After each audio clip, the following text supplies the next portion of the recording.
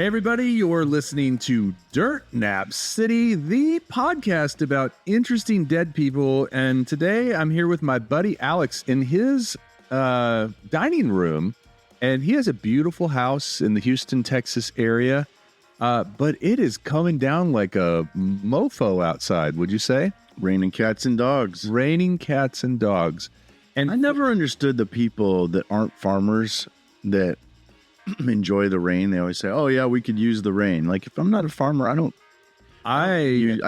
ever say we can use the rain. Okay, do you like green grass? Do you like healthy trees? Do you like lakes with water in them? Evidently not. Jeez, that's my alternative. We've got Al from Austin. So you will go around when somebody. I will say that right now. We could use the rain. I'm glad. But you also live in Houston. I could never use the rain. Houston rains a lot more than Austin does, I think. I did notice everything in your neighborhood is very green right now. Rains a lot. Yeah. We don't get that. Everything is not as green. But welcome, Al from Austin. Being from Austin, could we use the rain? Indeed. We can always use the rain. Yes. I'm on the side of the fence where I'll take it. This is the final episode of Al from Austin's character arc.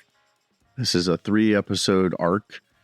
He was signed on for 3 episodes, and this is the part where we kill off your character.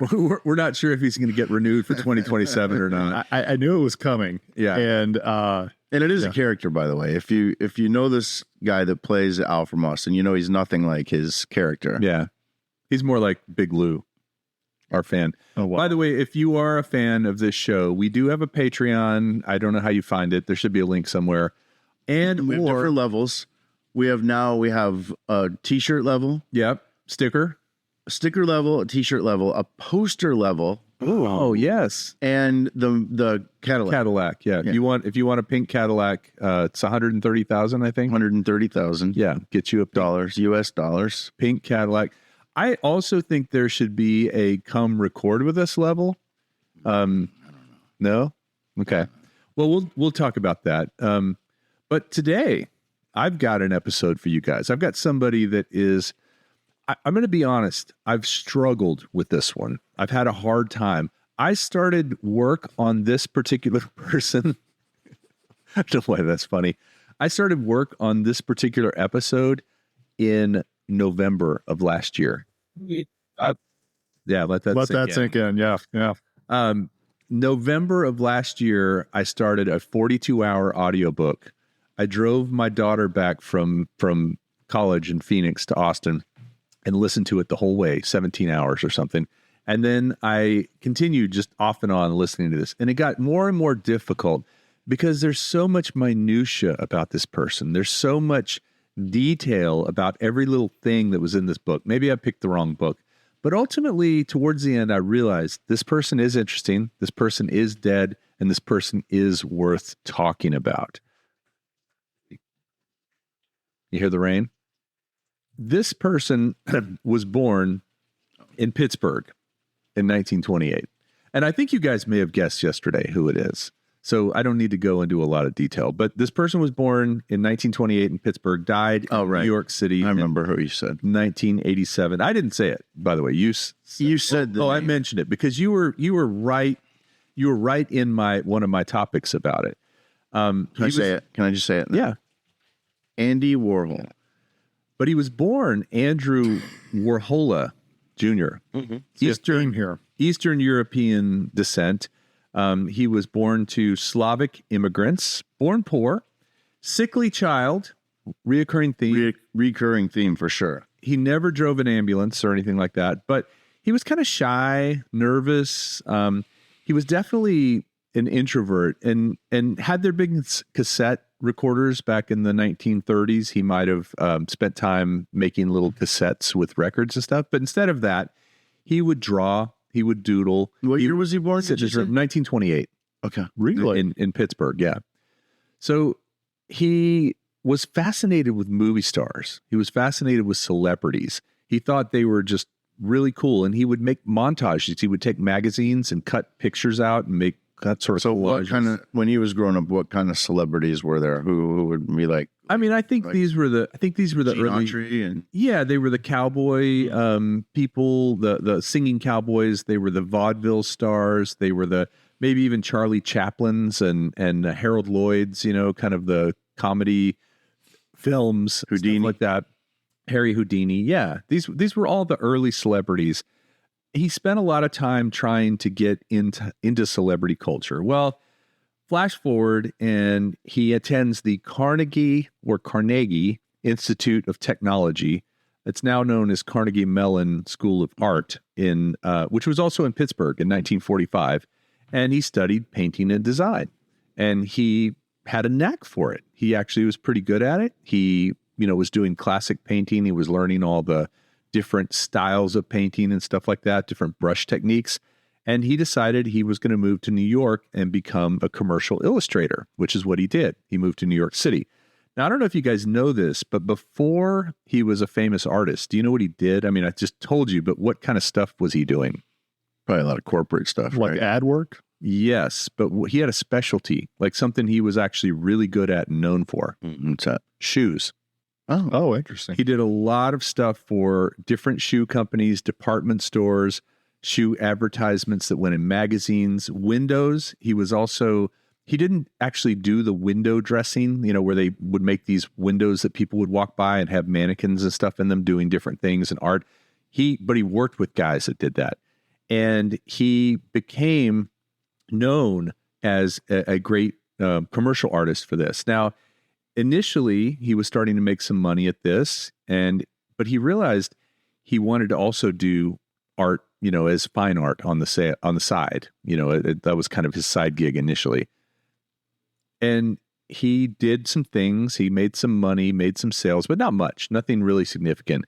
The thing that really sent him over the edge, made him really popular. Do you recall what this was? The Campbell soup? Campbell soup cans, yes. He took an everyday object and he made a commercial object into a work of art, or at least in his mind it was. And guess what? The world agreed. And this was really one of the first instances of pop art. Pop art, yeah. This was something where people had not done this kind of thing before. And he had a quote, and it's a lot of the quotes said here are not verified that they actually said this. There were a lot that he did say, but then there were some that people said he was attributed to, but he never said. Kind of thing he would have said. Kind of thing he would have said. He said that he grew up eating Campbell's soup every day, and it was something he saw every day, and that was what inspired him to do the original paintings. But did Campbell's soup initially have a problem with this, or were they cool with it? It was like free advertising? Yes, the second. They were not. There was no lawsuit. There was no litigation. It was like, because he didn't try to deface it or make some kind of commentary about it. And if you're probably familiar enough with Andy Warhol, it's one of the most famous things he did was the Campbell soups. It's just a can of Campbell soup over a white background. But one of the things I've learned about Andy Warhol, he liked repetition.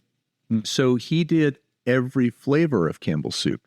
They looked the same. It just had a different name, cream of mushroom, cream of celery, cream of mushroom, wow, chicken noodle. So when you talked about him growing up in Pittsburgh and the comment about him, he ate Campbell soup every day, which is, probably, an exaggeration, but even still, what was his upbringing like? What was his home life like? So he, as I said, Slavic, Eastern European parents. His father, I think did construction or something where he, was kind of a hands-on kind of thing. His father died youngish.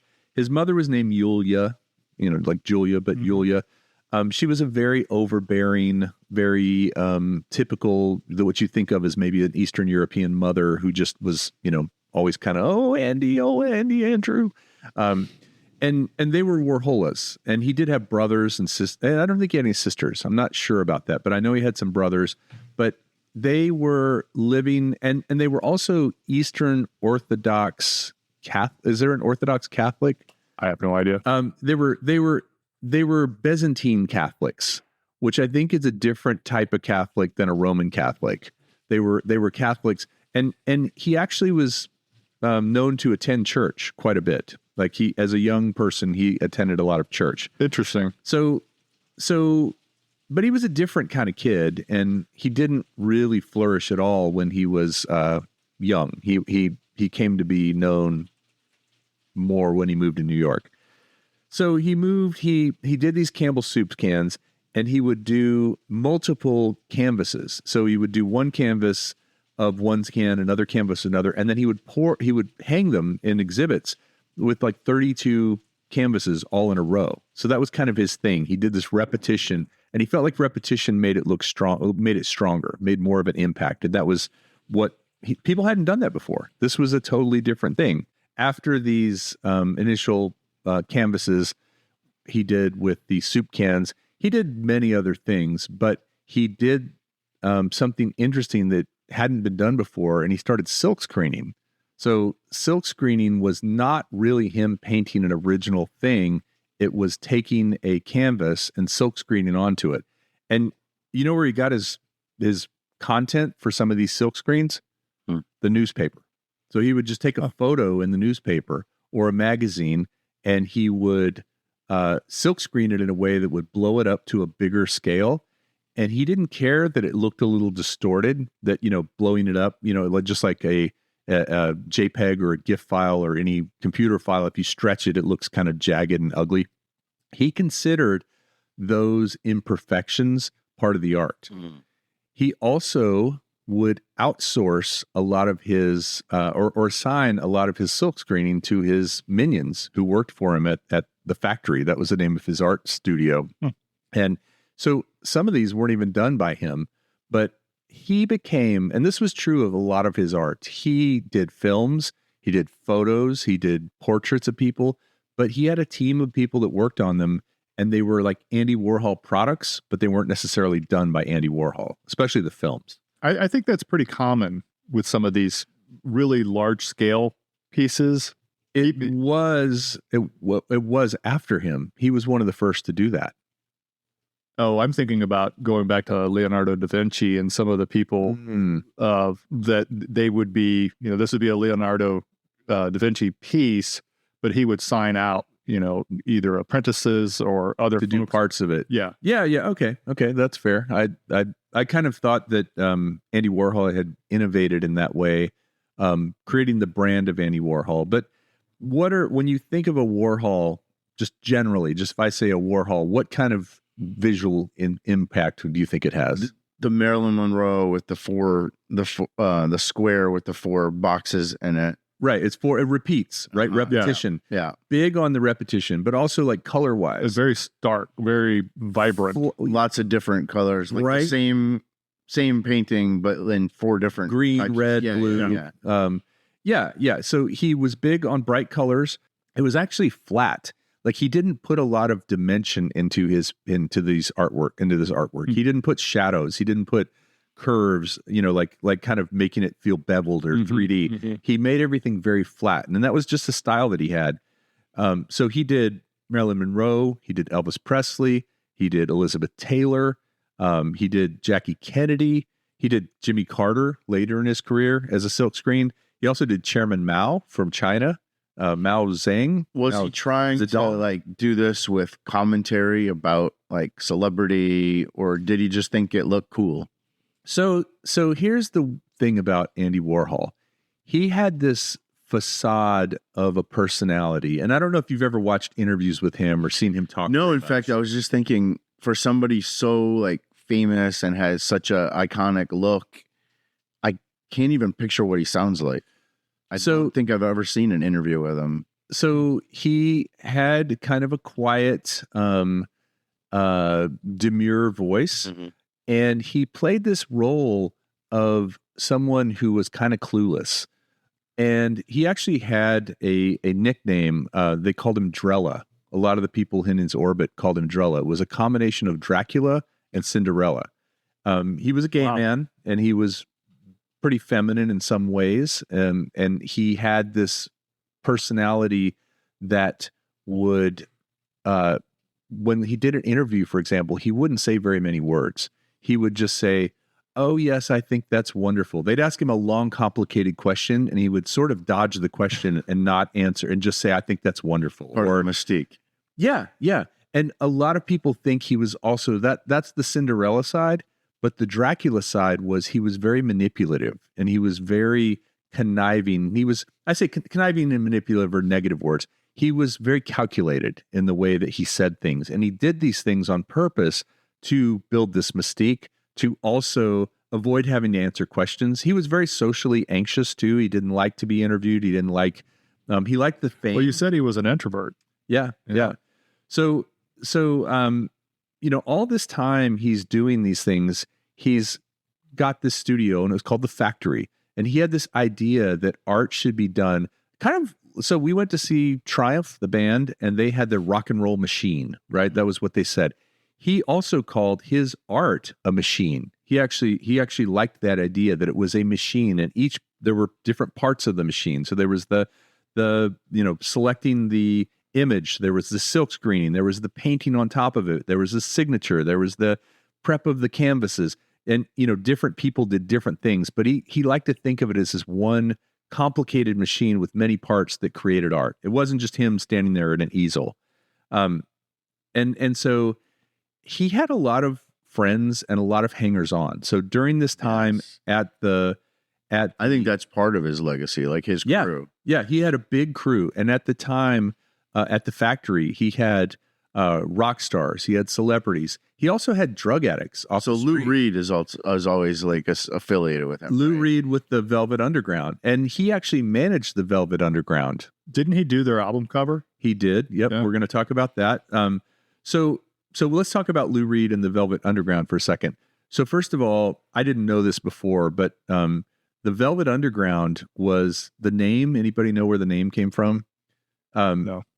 The Velvet Underground name came from a 1963 book about atypical sexual behavior. And so the Velvet Underground was about, it was written by a person named Michael Lee, and it was about sadomasochism, about S&M bondage, like about all these kind of things. And so I think that's a nice tie into the DNC episode with Marquise de Sade. There you go. Yeah. If you want to hear about sadomasochism, we got it. But so that was where that idea of Velvet Underground, I never really thought of what it was, but that was the name of that book. So he became, for a little while, the manager of the Velvet Underground. He had a German woman named Nico in his orbit that was part of the Warholian. They called the people Warholians, and the Factory crew. They had a lot of different nicknames. She would sing. She was on an album with the Velvet Underground with Lou Reed, and they would put on these multimedia shows where the Velvet Underground would play. They would have flashing lights, which at the time, they didn't have all these lights like they have now for concerts, but it would be flashing, moving lights. It might be, honestly, somebody just holding a light and moving it around in circles because they didn't have the technology to make them move automatically, changing colors, lots of noise. These things would be at these shows called the Exploding Plastic Inevitable. And that was his concept. He would take this show. It was almost like the Warped Tour or the, what are some of these shows where it's like art meets music it was like that. He was one of the first people to do that. So he would take this to different venues. The Velvet Underground would play. He'd have films projected up on walls. That was going on. Yeah, he was really into video at one point, right? And he would make like 24-hour movies. We're going to talk about his films in a minute. Yep. And very voyeuristic too, right? He would just put a camera on somebody. Yeah. Yes. As a matter of fact, that is coming up. But it was very much innovation. And this wasn't a pleasant thing to be at. It was loud. The Velvet Underground also wasn't very good at that time, especially live. They had bad sound systems. They didn't play Les Pauls. They sounded noisy, and these were echoey places where they would play. But this experience was something different that people had not seen before, and that was where his innovation came from. Were you going to say something? No. Okay. So he also coined a phrase, and I think this was attributed to him, that it was sort of the introduction or the prediction of content producers, content creators, influencers for today. You know what that phrase was? No. In the future, everyone will have 15 minutes of fame. That was Andy Warhol. And did he actually say that, or was he attributed to him? It's attributed to him. Nobody knows for sure, but it's whoever said it meant for him for it to come from him. What an iconic phrase. Yeah. Now, I mean, and ahead of its time, like now that is literally true. Yes, it is. It is. That's the thing is he was one of the first people to understand that idea of branding yourself. So Andy Warhol wasn't about painting. Andy Warhol wasn't about making films. He wasn't about Polaroids and photos. He was about Andy Warhol. Mm-hmm. Andy Warhol was a brand, and this 15 minutes of fame, a lot of the people in his orbit, like Nico, like Lou Reed, they had their 15 minutes of fame from being around him. But is there a woman named Edie Sedgwick? Edie Sedgwick, yes. So she was also his muse, and she was somebody that he really adored. Now, he wasn't generally, he had a lot of women friends, but he was romantic with men throughout this time. And there were a lot of men.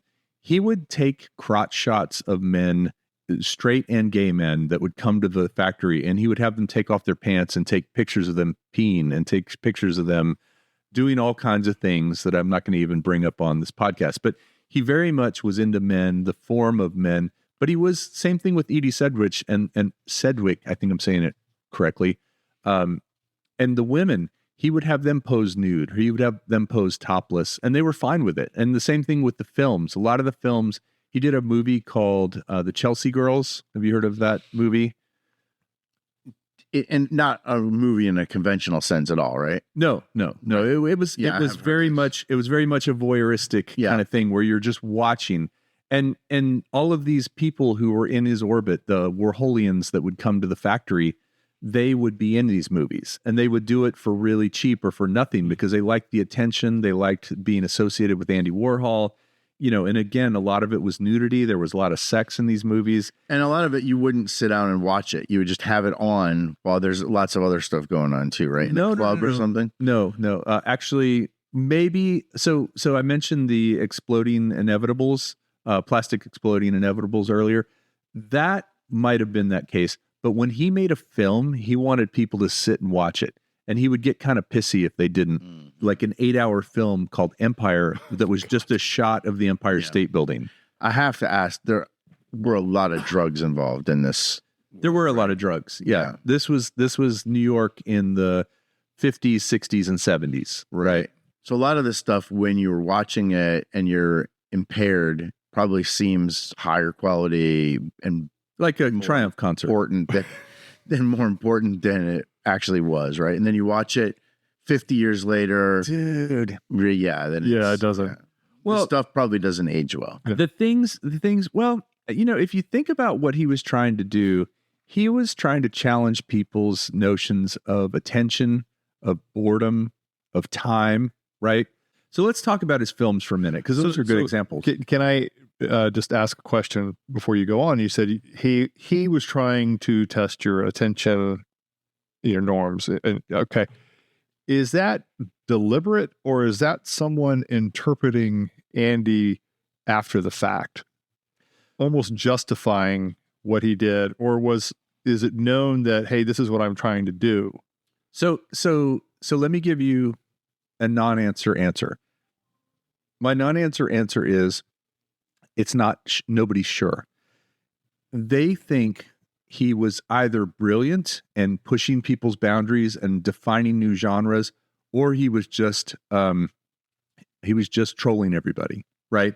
Yeah. And to that point, remember I said about how he would say things, he would be vague during interviews and kind of drella.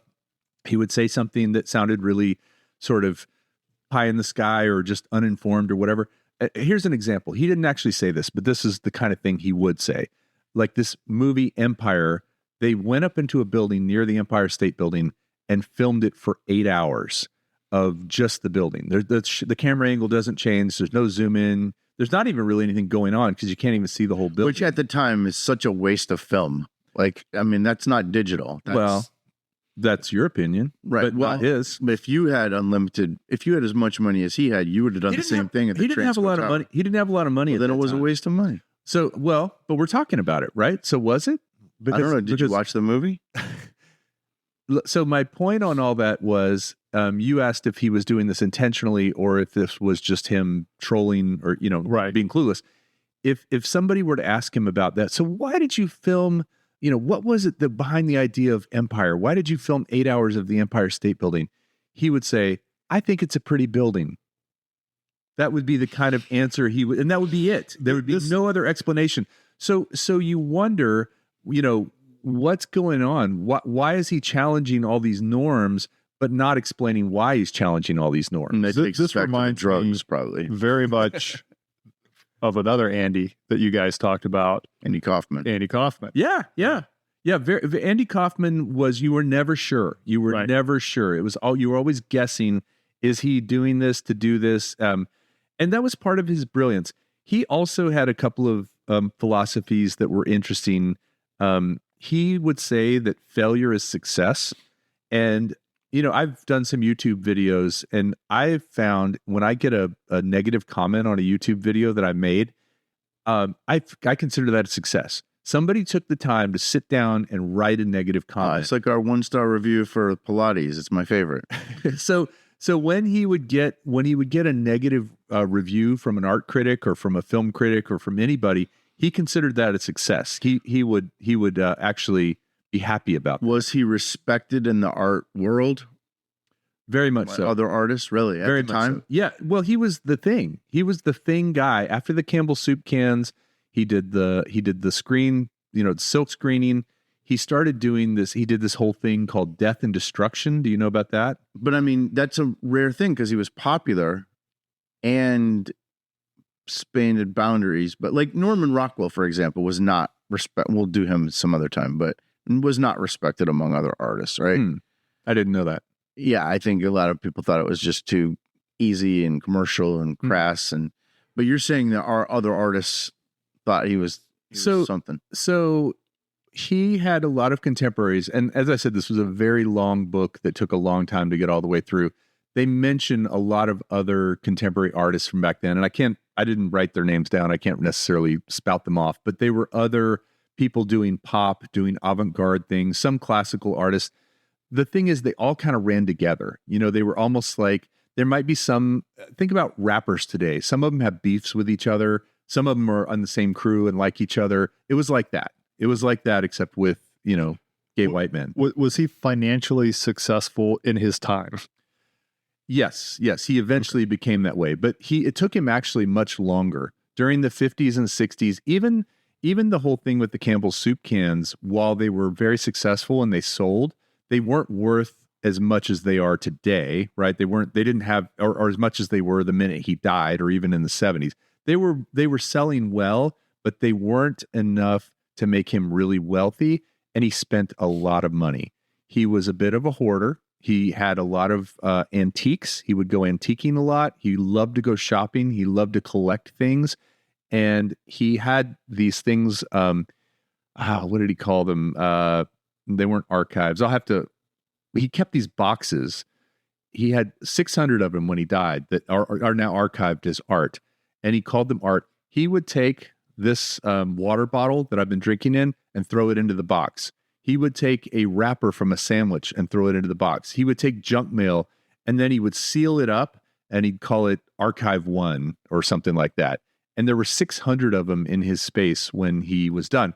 My point is, you were asking about his money. He had a big crew. He paid a lot of people. Yeah. He began to develop expensive tastes. You hear a lot about like sports teams, like sports players who get a big contract making, $300,000 a year, which is a lot of money to make in a year. But then they spend so much more than they make because they're around other people. They have a crew. They have people they have to pay on their payroll, and they get a bigger and bigger space, and they buy a better car. He did all those things. He fell into all those traps. So he kind of struggled financially. It was Johnny Cash did the same thing. We talked about that with him. But to your point, he wasn't really wealthy without worries until later in his career. he really liked the idea of mistakes in his art. He would take some of those silk screens, and if they looked too perfect, he would smudge them up because he didn't want them to look too perfect. He wanted it to be something that looked like it was made by a person. But getting into his filming, same thing. He would make mistakes in the films and just leave it in. Like we were talking about with mixtapes, you could make a mistake, and if you leave it in, he was one of the first people to do that. But some of his films included 1963, Sleep. That was 5 hours, more than 5 hours of a man sleeping. Now they did do a couple of different angles, and he would make people sit down and watch that. Yeah, they would have screenings, and just full disclosure, guys. I made Sleep 2 last night. It'll be coming out. It's on your phone. Yeah, Sleep 2, Electric Boogaloo. Yeah, I wish I had made more Sleep, but I stayed up late. Empire was the Empire State Building. He did several other films. So Sleep, he did one called Kiss, and it was long takes of people kissing, like really extreme close up. And what was interesting about that is he broke norms. He had men kissing men, women kissing women, interracial kissing, stuff that back then was kind of out of the ordinary. Maybe even illegal to show in some places. Yeah, possibly. Kind of stuff that would get you in trouble in some conservative. But he was in New York. They were pretty open there. He had one called Eat, of a man eating mushrooms. He did Poor Little Rich Girl. That was Edie Sedgwick was in that one. That was one of her first roles. My Hustler, that was a little bit more narrative. And then Chelsea Girls was his first big hit, the first one that a lot of people went to see, kind of made him some money in the art film world. And that was kind of about these ladies in New York that but it's just them talking. And I think Chelsea Girls was one where he did a split screen. And so it was one conversation between several people going on over here. And at the same time, another conversation with several people going on over here. And you were just watching. And again, voyeuristic, right? You're just watching and listening in on it. Yeah. So imagine you were sitting in a cafe, and you have a group over on one side, and you're eavesdropping on that conversation. And there's another table over to your left, and you're kind of creating that scenario. That's you get him. You get Andy Warhol. We're tight. He did one called Lonesome Cowboys in 1968, which was a gay Western satire. Kind of, again, a lot of kind of raunchiness to it. He did one called Flesh. He did some movies about Dracula and Frankenstein that were very bloody and gory. They were just blood for Dracula. A lot of these were just films you would never actually want to watch. He did actually meet John Waters one time. John Waters. I was wondering about that. Yeah. John Waters came to his studio, and for those of you that don't know, John Waters also made these raunchy films. But John Waters' films had a little bit more of a story to them. They weren't just the Empire State Building for 8 hours. So he at one time declared that painting was dead. He said painting is dead, but then he went back to it because he needed money. And you know how he made a lot of his money painting? Portraits. So rich people would sponsor a portrait of themselves and pay him $100,000 or $50,000 or whatever for a sitting in a portrait. And he sometimes they loved it and sometimes they would hate it. He would like, if a woman was like vain and she didn't like the way he painted him, he would just say, too bad. This is how you agreed to this. And I guess it was probably payment in advance, right? Yeah. Like a caricature artist. Well, no, right. Yeah. no. So his process for painting portraits was he had. I'm not saying he was a caricature artist. I'm saying that same process. Yeah, like, Give me your money. I'll do the picture, and I don't care if you like it. Right. He would take a Polaroid of the people and paint from the Polaroid, and he had this way of getting people to pose in such a way that they didn't look happy, they didn't look sad. It was called the Big Shot. It came out around 1970, and this was later in his career. He was doing these portraits because he wanted to make more money, and it was designed as a portrait photo. It was a fixed focus. You had to be about 3 or 4 feet away. Like you couldn't focus it. It didn't have any zoom, and it created these kind of stark images. So when you see portraits that he's done, they always look very stark because it started from this Polaroid camera. So let me give you a quick John Waters story. Let's hear it. my wife and we got married about 2.5 years ago. But one of our very first dates, we went to hear John Waters speak at the Paramount. And it was not our cup of tea. And what did he talk about? Honestly, I don't remember, because we were getting ready to leave the Paramount. We were up in the balcony, which is very steep. It's a very, very old classical theater. It was very steep and very dark. And just as we were about to leave, a man falls and slides down the stairs. I'm sitting right on the aisle, slides down the stairs and is lying next to me and has broken his leg. And the EMS has to come to get him out of there. And we are stuck, and there's people, amassed around us. All the while John is speaking on stage, and we come up with a great idea. I said, listen, we're going to get out of here to give you guys some space. And we stepped over this poor man who's lying there with a broken leg, and we got out of there. And as we're leaving the theater, you can hear the sirens coming in. So that was one of our first dates. Yeah. And John Waters, you don't even remember. I don't even remember what he was saying. But he was there. He never knew it happened. Oh, he just kept talking. He just kept talking. So, well, speaking of incidents and accidents and terrible things, I think you both know that Andy Warhol was shot. Do you know this? I don't. I had forgotten this, yeah. Oh. So that's not how he died. This was in 1968, and he didn't die until the 90s. He didn't die until the 80s. But in 1968, he was shot by a woman named Valerie Solanas, and she's a pretty interesting character. She was somebody that had been in the factory, and there were different versions of the factory. Every time he moved locations, like as he got bigger and got more money and more fame and more people around him, he had to grow. So he went from a small one. There was one point at which the entire factory was covered in silver paint and tinfoil. It was called the Silver Factory. And that was just an art idea, but like they literally kept it up for several years where they would re-tinfoil it to make it look silver. But he had been through several different factories, and people would fall in and out of him because, again, they called him Drella. So he had sort of a "you're dead to me" attitude sometimes. He would also just have falling outs with people about people owing money to them or them owing money to him. And also, like, he would have people doing work for him that then they wouldn't get credit for it, and he would be taking the credit, and that would rub some people the wrong way.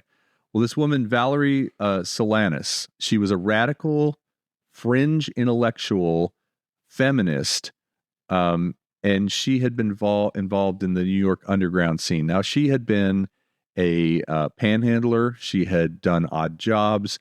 She had been a prostitute. All of this came after she had been in college. So she had been in college for a while, but actually dropped out, moved to New York City, and then just was kind of out on the street, met Andy and his crew, became part of his factory crew, Warholian factory crew. And she was pretty radical about hating men. She had a manifesto called SCUM, which stood for Society for Cutting Up Men. Wow. And she... but she liked Andy because Andy, I think partly because he was gay and, he had more feminine energy, or I can't say for sure, but she liked Andy. Andy liked her at first, took her in. She was in several of his films. But she realized at some point that Andy, wasn't paying as much attention to her, started to get a little bit jealous. And she had written a play called Up Your Ass. And she had given Andy one of the first. I think copies. Alex wrote one of those. She had given Andy one of the first copies of the play, a manuscript, and he lost it, or he says he lost it.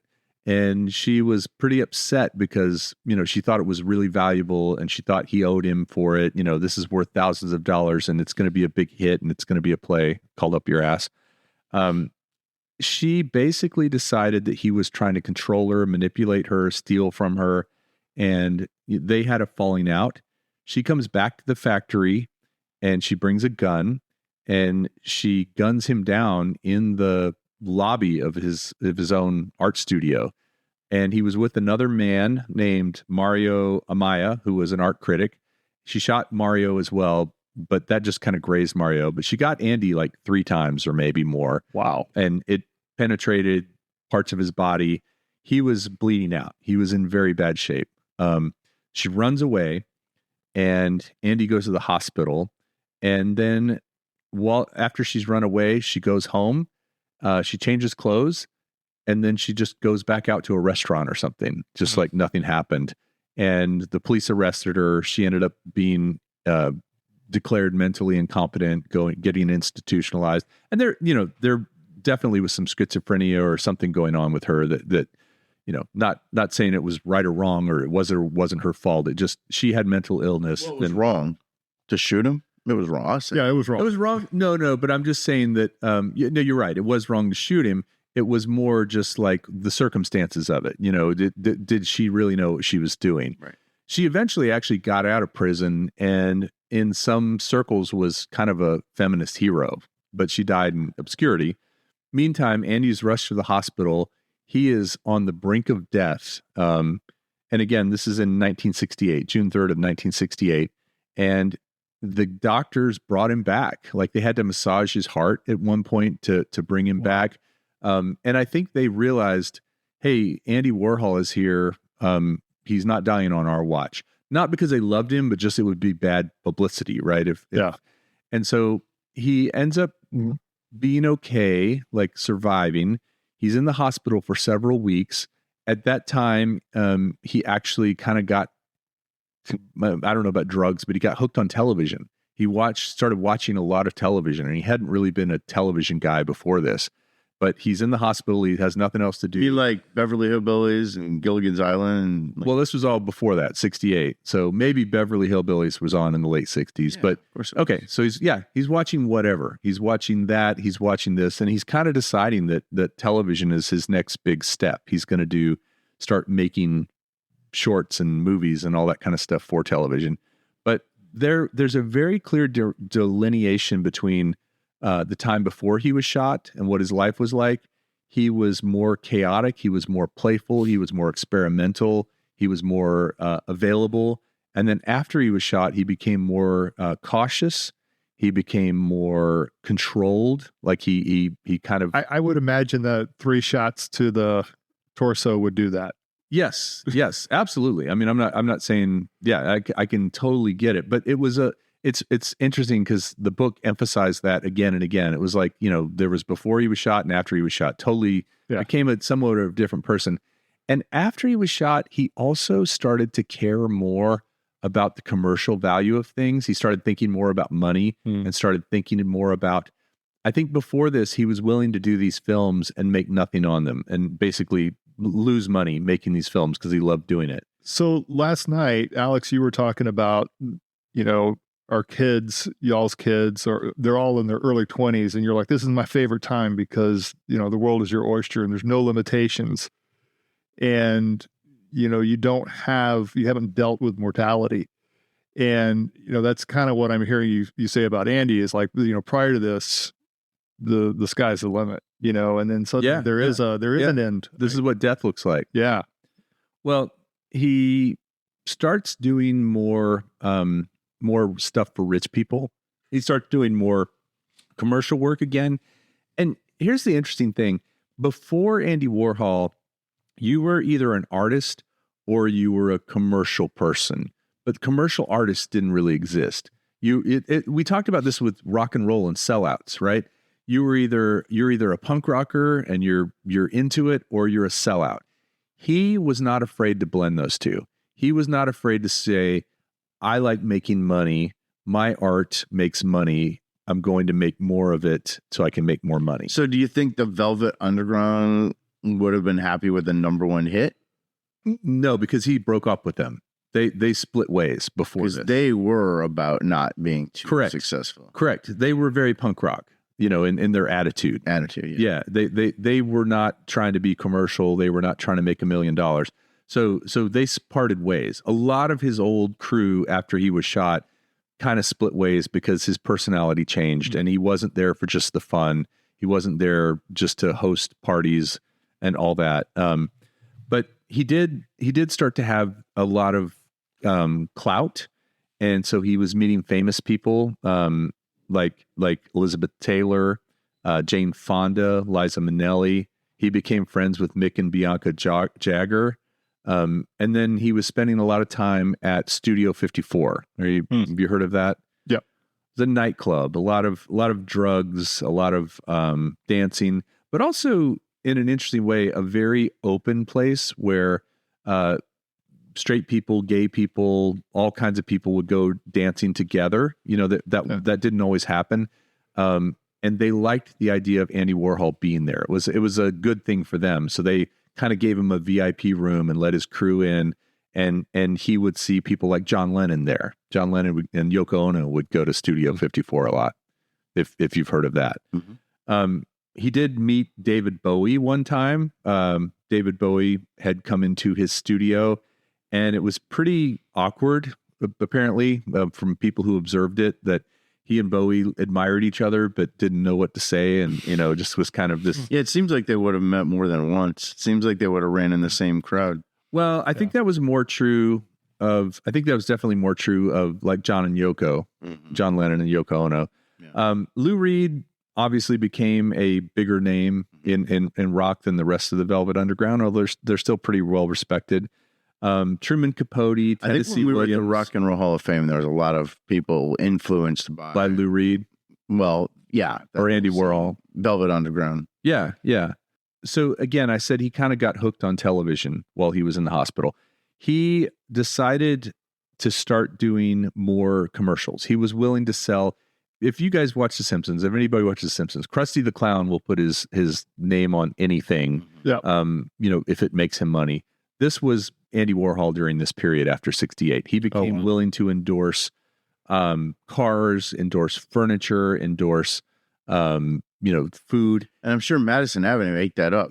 Do you remember? Added a mystique to him. And yes. slap his image on something, or his, a picture of him sitting in a certain car. It creates a certain cachet. A certain patina of your brand or whatever. That's like an imprint with cool, right? And he was considered very cool. Yeah. Do you remember his 1981 Burger King commercial? You haven't seen this? So he did a commercial for Burger King, and he basically just sits and eats the burger. I mean, let's call it a 60-second spot. I actually think it was longer than that, but I don't, most commercials aren't. But he unwraps it out of the bag, he pulls it out, he opens the plastic, and it's just one shot. There's no close-ups, there's no zooms or pans, anything like that. It's just a shot of him at a table. Wow. And then he takes a bite and he says, "My name is Andy Warhol, and I just finished eating a hamburger." He doesn't even mention Burger King. Yeah. And that, you probably got paid $250,000. Well, here's the thing, is that actually went viral. There wasn't any way to share that. You couldn't just, send it on your phone, but people were talking about it, and it got people talking about Burger King and the Whopper. It was what he called anti-advertising advertising. Mm-hmm. It was like the opposite of advertising, but he didn't mention the product, right? He just didn't say anything nice about it. I just ate a hamburger. Yep. My name is Andy Warhol. That's right. Very distinct. By the way, he wore a wig. Yes. I don't know if you guys know this. He wore a wig. He generally dressed in heavier long sleeves. Even when he would go to the beach with friends and they'd all be out in their swimsuits, he'd be in long sleeves and a jacket. And it wasn't even a suit. He went through a period where he wore like a biker, like a motorcycle jacket. He went through a period where he'd wear like a wool jacket, but he never showed much skin. He had actually kind of bad skin, and that was something that bothered him. He was losing his hair, so he would wear either a silver or a white wig. That was kind of his brand. Yeah, the wig was pretty iconic, and I was wondering, are there pictures of him without the wig? Not that I've seen. Yeah, me neither. No. I think he was very careful not to allow But he that. must have gone gray early too, because I mean, having white hair, he was a pretty young man. I don't think he had white hair. I think the white hair was a wig. You don't think he was white under that? I don't think so. I don't know. I don't know actually. But back to his commercials, he did something for Braniff Airlines, which famously went broke. By the way, I probably shouldn't mention this. My mom, if my mom's listening, she may be mad at me for this. Sorry, Mom. She bought a bunch of Braniff stock one time, and then it all went broke, and we lost some money on that. I remember, I don't know why she bought all that Braniff stock, but I remember her sitting at the newspaper going, "Oh my God." She heard a tip from Andy that they were going to go. Right. She saw the commercial.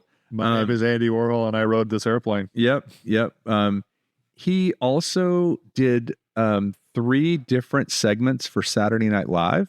Did you guys know this when it was first starting? Yeah, I think I may have seen one. So in addition to SNL, he was famously on, well, I don't know if it's famously, but I found it to be actually one of the most interesting little bits of getting to see what he was really like, even though he's acting.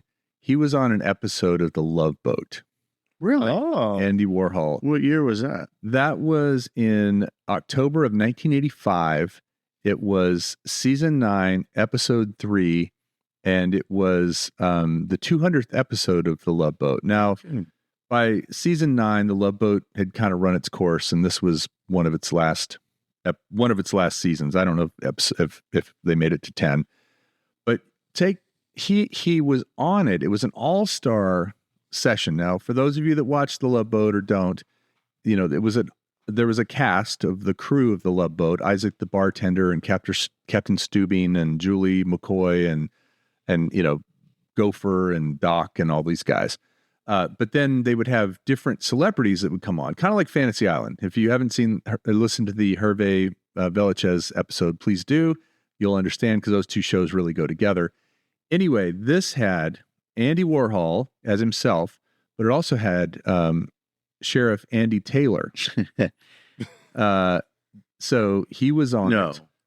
Not the character. No. Andy Griffith. No, Andy Griffith was on it. Sorry. Andy Griffith was on it. Cloris Leachman was in this show, and they were a couple. So Andy Griffith and Cloris Leachman were on. The storyline was that it was called the Hidden Treasure episode, and Andy Griffith was obsessed with finding a valuable hidden stamp on the ship somewhere. But he played himself.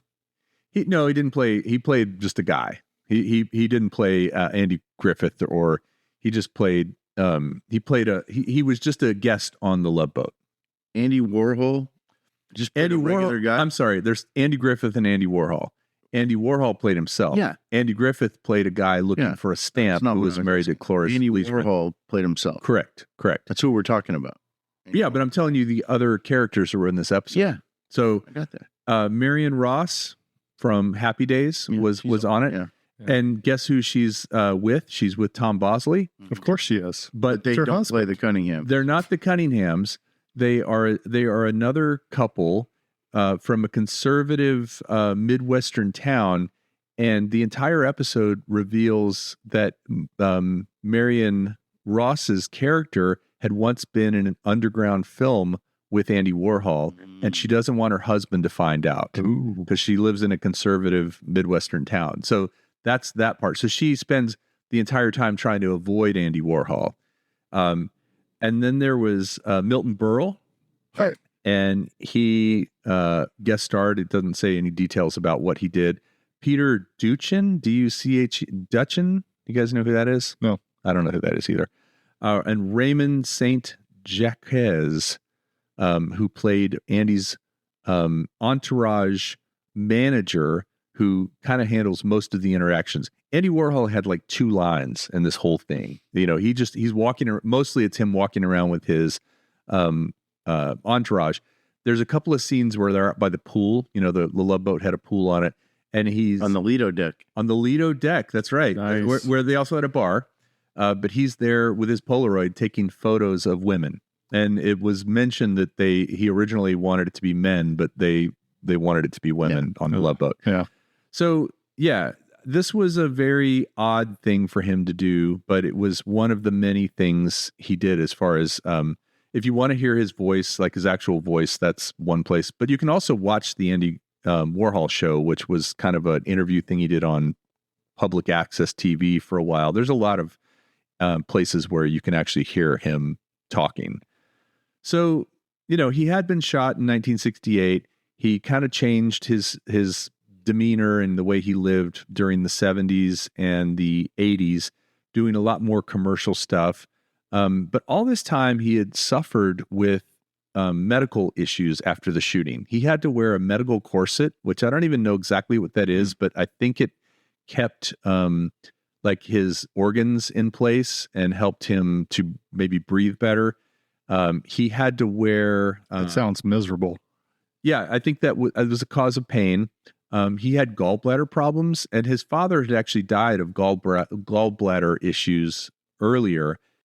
He started having gallbladder pain, and he didn't even know what it was. He would just double over. He went to see a doctor that was recommended by one of his entourage, who basically had him use crystals. They were going to be these healing crystals that were supposed to allow the energy to take the bad out of his body and replace it with good. He spent thousands of dollars doing this, and he had money at this time. And, they saw a big target, and they kind of started doing this. And this was 1987. He eventually went to the hospital to have his gallbladder looked at, and the doctor told him, you have to have emergency surgery. Your gallbladder is infected. It is causing this pain, but it's got stones in it. It's got a bunch of issues, and this was not a good thing. He didn't want to do it because his father had died from gallbladder surgery, and had died from gallbladder problems. And so he thought, he wanted every other way. 3 doctors. He had another doctor. He went and saw a second opinion. And then that doctor called a third doctor and said, if you don't believe me, talk to this guy. And that guy was the guy who had saved his life when he was shot years ago. So he trusted this guy. Yeah. So he goes in, they remove his gallbladder, pretty routine surgery for the mid 80s. He is recovering. He's doing okay. And then after 2 or 3 days in the hospital, something happened overnight. He had some kind of a problem where he couldn't breathe. It was, 3 or 4 in the morning. The nurse couldn't get to him quick enough, and he passed away. In 1987, February 22nd of 1987, at the age of 58. And, kind of ironic. What did they say the cause of death was? Well, there were a lot of things. First of all, his body was still in pretty bad shape from the shooting and the surgeries he had had. He had also been, he had some underlying health issues where he had yo-yoed his weight a lot, where he would lose a lot of weight and get really skinny, and then he'd allow himself, he never was overweight, but he would kind of fluctuate to unhealthy, between an unhealthy weight and a healthy weight. But ultimately, he got an infection. They think maybe he had a cardiac, had a heart attack of some sort. But again, that might have been caused by other factors going on. Yeah. There was a lawsuit, and the family got some money. His brothers and other people got some money from the hospital. They settled it. But, after he died, his influence cannot be understated. We've mentioned, I don't think we've ever done, but we've mentioned Pablo Picasso. Pablo Picasso is maybe considered to be the most famous artist of the 20th century, but a lot of people say Warhol is, that Warhol surpassed Pablo, because Pablo Picasso was a little bit earlier than Warhol. He was never called an asshole. That's right. That's right. I mentioned that earlier. It's from Repo Man. That's right. Repo Man soundtrack. So the biggest influences that he had and his things that he came out with, he really was one of these people that saw fame as a product. And that was not something everybody saw.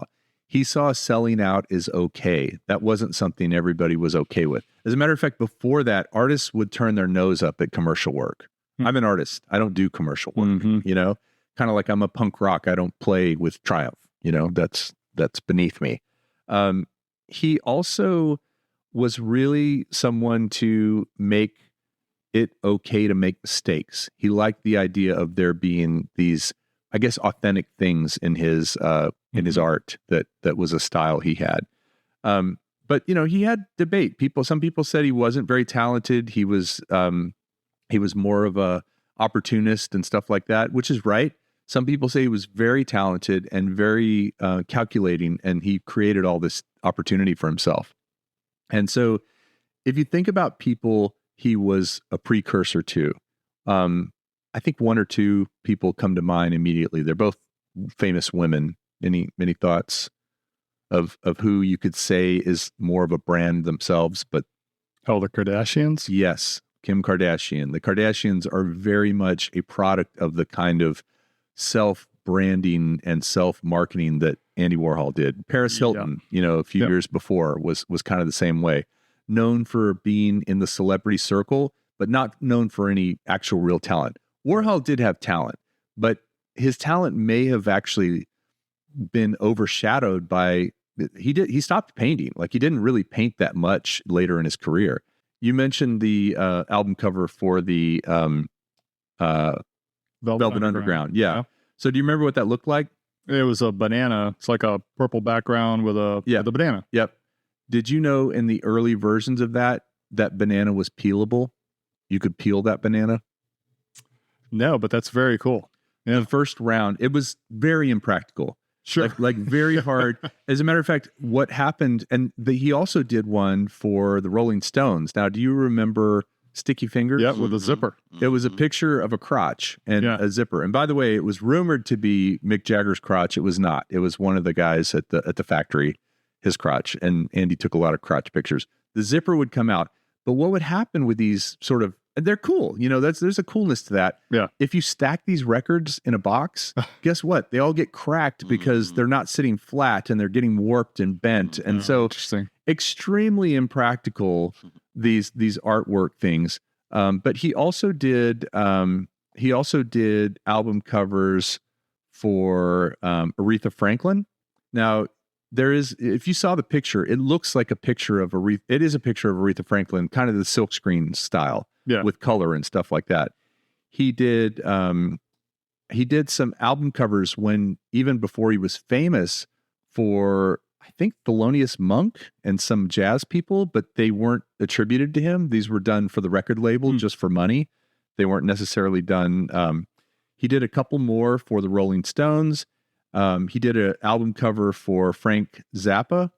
Have you ever seen the Apostrophe album? No. It's just an apostrophe on the cover. Okay. White with it. That was him, supposedly. And then, like I said, Thelonious Monk, Count Basie. These were early ones that he had done before becoming famous. And he did one for John Lennon. After John Lennon died, they released an album called Man Love Avenue, and he did the cover for that. So a lot of influence there.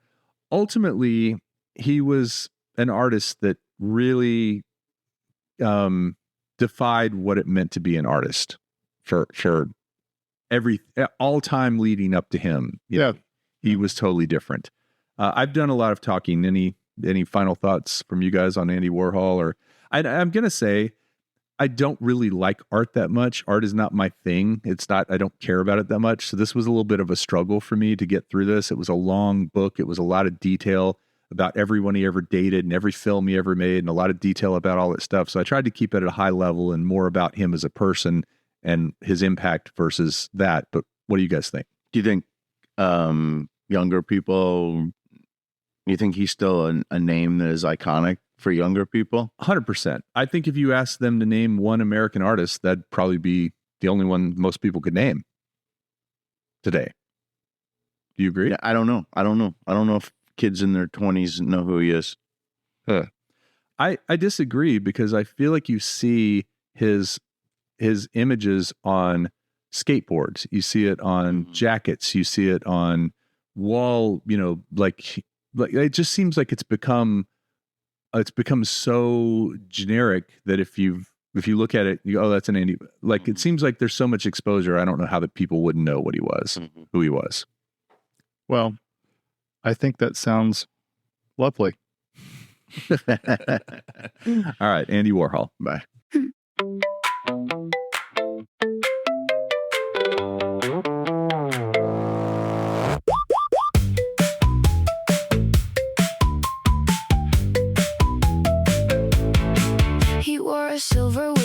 breakfast. Soup cans lined up like a choir. Signed his name on cardboard shadows. Made the plain old plane look higher. He said, I like it twice. Then he smiled like a screen print. Pockets full of little fame and a cat with a perfect squint. Take the flat thing, turn it loud, pin a halo on the crowd.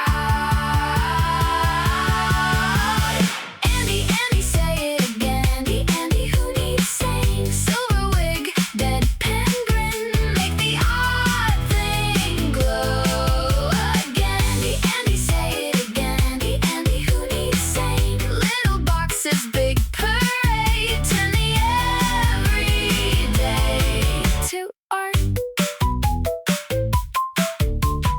Late at night with the camera glow, he caught the room in checkout light. Candy shells and taxi mouths turned the whole mess into sight. He loved a line that looked too simple, a gloss that stuck like chewing